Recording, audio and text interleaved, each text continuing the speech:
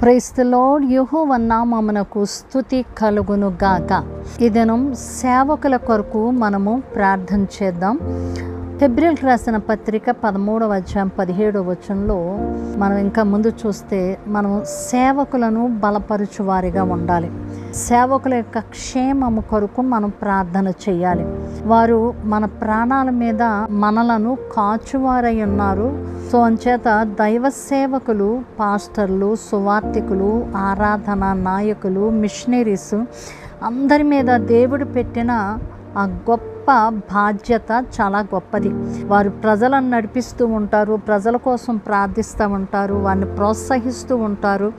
వారు కనబడని ఆత్మీయ యుద్ధాలలో వారు నిలబడుతూ ఉంటారు. అందుకే దేవుని సేవకుల కోసం మనం ప్రార్థింపవలసిన అవసరత ఉన్నది. మోషే చేతులు అలిసినప్పుడు ఇశ్రాయేలీయులు ఓడిపోతూ వచ్చారు. కానీ అహరోను హూరు అతని చేతులను ఎత్తి నిలబెట్టినప్పుడు దేవుడు విజయాన్ని ఇశ్రాయేల్ ప్రజలకు ఇచ్చి ఉన్నాడు. అదేవిధంగా ఆత్మీయ దృశ్యంలో కూడా ఈ రోజుల్లో సేవకులు వారు అలసిపోతూ ఉన్నప్పుడు మన ప్రార్థనలు దేవుని సేవకుల చేతులను బలపరుస్తూ ఉంటాయి, వారి హృదయాలను ఉత్తేజపరుస్తూ ఉంటాయి.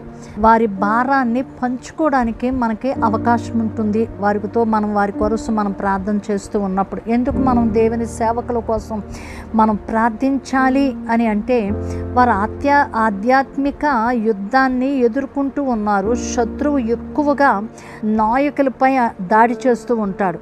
వారికి ఆ టైంలో వారికి కావలసిన జ్ఞానము, బలము అవసరం. ఆత్మీయ సేవ మానవ బలము చాలదు. ఆత్మీయ సేవకు మానవ బలము సరిపోదు. కాబట్టి వారి కుటుంబాలకు ఎన్నో ఒత్తిళ్ళు వస్తూ ఉంటాయి. కాబట్టి వారి కొరకు, వారి కుటుంబాల కొరకు, వారి యొక్క రక్షణ క్షేమము కొరకు మనము ప్రార్థించవలసిన వారమై ఉన్నాం. వారి సేవ మనకు చాలా ఆశీర్వాదకరం. వారు బలపడినప్పుడు సంఘం బలపడుతూ ఉంటుంది. సో ఆ సేవకులు ఎప్పుడైతే బలపడుతూ ఉంటారో సంఘం బలపడుతూ ఉంటుంది. సో అంచేత వారి కొరకు ప్రార్థించవలసిన బాధ్యత మన మీద ఉన్నది.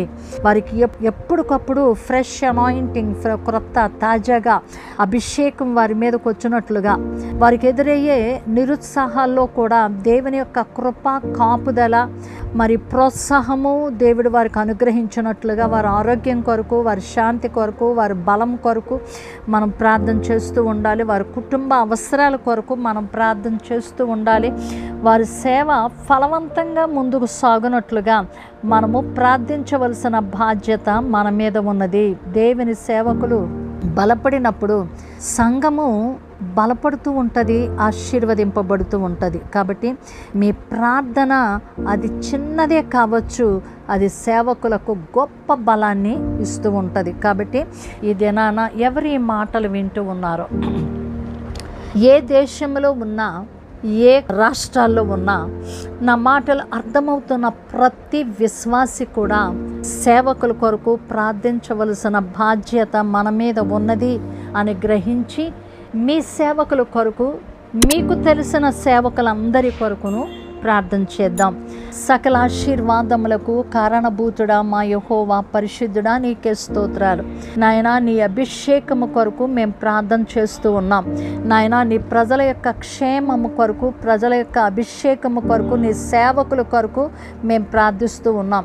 నాయనా, వారు నిరుత్సాహపడకుండా ఆధ్యాత్మికంగా బలపడినట్లుగా వారికి కావలసిన ఆరోగ్యము, శాంతి, బలమును అనుగ్రహించండి. వారి కుటుంబాల యొక్క అవసరతలు మీరు తీర్చండి. వారి సేవ ఫలవంతంగా ముందుకు సాగునట్లు సహాయం చేయండి. నాయన, వారి కుటుంబాలను మీరు ఆశీర్వదించండి.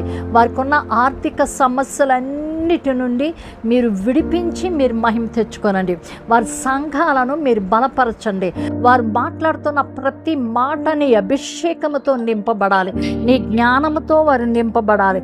తండ్రి, నీ కృప, నీ కాపుదల, నీ భద్రత వారికి అనుగ్రహించి మీరే మహిమ తెచ్చుకొనమని నీ సేవకులందరినీ నాయన, వారు ఎంత పెద్దవారైనా చిన్నవారైనా నీకు అప్పగిస్తూ ఉన్నాం. మీ కృప, మీ అభిషేకము నీ సేవకులందరికీ వారి ప్రయాణాలలో నాయన, వారు చేస్తున్న ప్రతి పనిలో కూడా నా తండ్రి మీరు ముందుండి నడిపించమని యేసు శ్రేష్టమైన నామమున స్తుతించి ప్రార్థించి పొంది ఉన్నాము తండ్రి. ఆమెన్. God bless you. దేవుడు మిమ్మును మీ కుటుంబములను ఆశీర్వదించునుగాక. మీ ప్రియ సహోదరి షారోన్ సువార్తరాజు. షలోమ్.